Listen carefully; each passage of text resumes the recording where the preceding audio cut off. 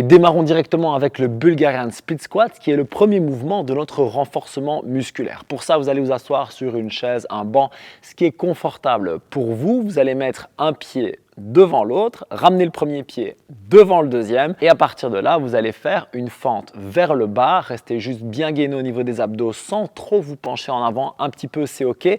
Si le genou avance légèrement, c'est ok aussi, mais par contre, on veut aller vers le bas, pas volontairement vers l'avant comme ce serait le cas dans un ATG Split Squat par exemple. Pour cet exercice, vous cherchez à contrôler la descente et à remonter assez dynamique, vous voulez vraiment ressentir la différence de vitesse entre les deux et au niveau des muscles, les cuisses et les fessiers vont prendre cher, mais ça vous allez le sentir directement.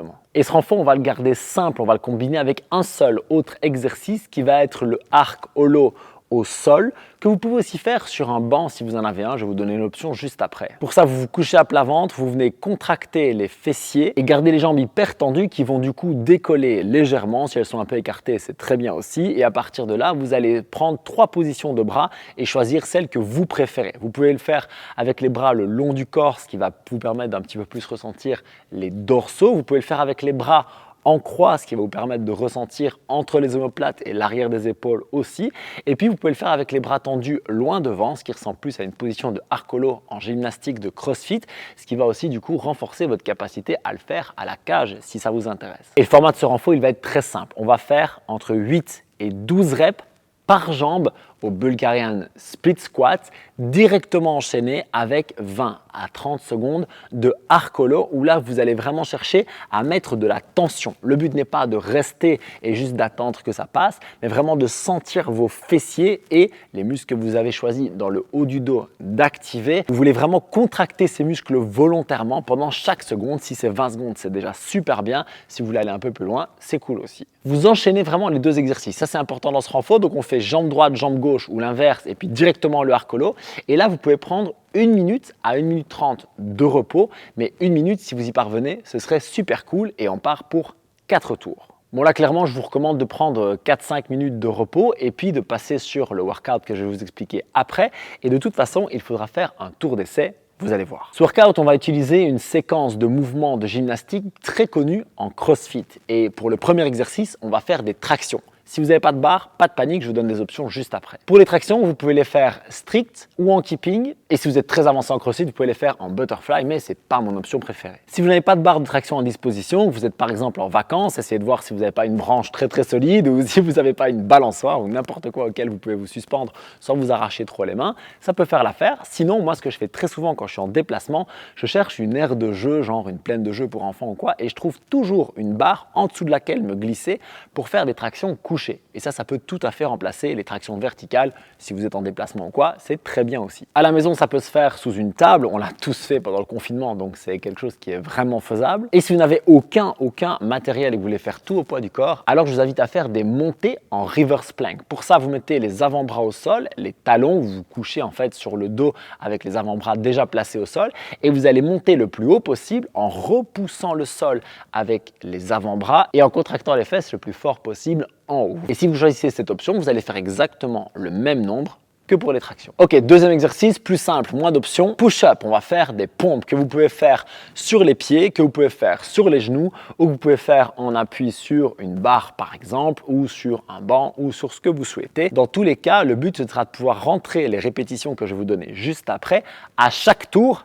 Et il y en a un paquet. Dernier exercice, pas vraiment besoin d'options, on va faire des air squats. Ça veut dire que vous gardez les pieds bien à plat, un petit peu plus large que les épaules. Vous serrez les abdos et vous allez descendre là où vous pouvez descendre tout en maintenant ces pieds à plat et les abdos serrés. Ok, maintenant vous avez les 3 mouvements et là je vais vous expliquer le format. On va partir pour un minimum de 15 minutes. Ça veut dire que pendant 15 tours, vous allez devoir combiner les tractions, les pompes et les squats la même minute. Et combien de reps, ça va dépendre de vous. Choisissez 3 à 5 tractions, 6 à 10 pompes et 10 à 15 squats. Et là, le meilleur conseil que je puisse vous donner, c'est de faire un tour d'essai. Vous allez faire un tour à 80-90% d'intensité. Vous n'y allez pas à fond, mais pas très loin non plus. Et vous essayez de voir en combien de temps vous rentrez les reps choisis dans la minute. Exemple, vous prenez 3, 6, 10 pour commencer. Et ça fait 35 secondes.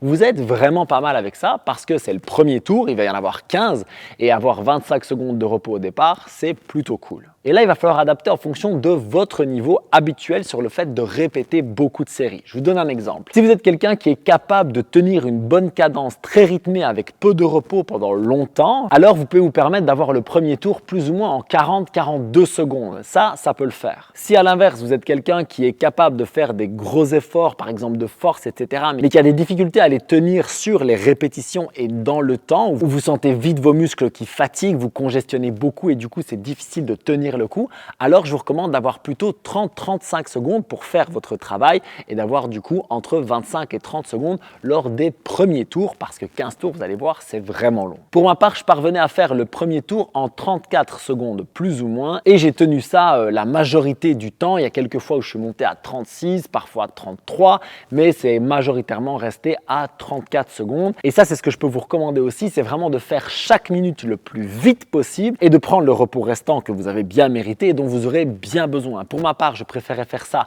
très vite pour avoir du repos et aussi avoir moins de temps de tension plutôt que de faire ça en pacing, arriver à 52 secondes et devoir repartir juste après. Il va falloir mettre de l'intensité 15 fois, ça demande du physique, ça demande du mental, vous allez voir, c'est un super challenge et possiblement vos pecs et vos jambes vont s'en souvenir. Après ça, je vous recommande comme toujours une petite récupération. Si vous avez l'occasion d'aller marcher, courir, nager ou quoi que ce soit pendant 5 à 10 minutes, ça vous fera beaucoup de bien et n'oubliez pas de masser les jambes et les épaules pecs parce que comme je l'ai dit, ces endroits-là vont être particulièrement sollicités et vos fessiers avec les Bulgarian Split Squats, ça va être magnifique. Si vous voulez d'autres idées d'entraînement que vous pouvez faire à la maison avec très peu ou pas du tout de matériel, j'ai mis au point un PDF avec 24 entraînements, tous expliqués avec les exercices en vidéo et tout, c'est super pratique et vous pouvez le télécharger en cliquant juste ici. Prenez soin de vous, bon entraînement et on continue comme toujours à train hard and train smart. Peace!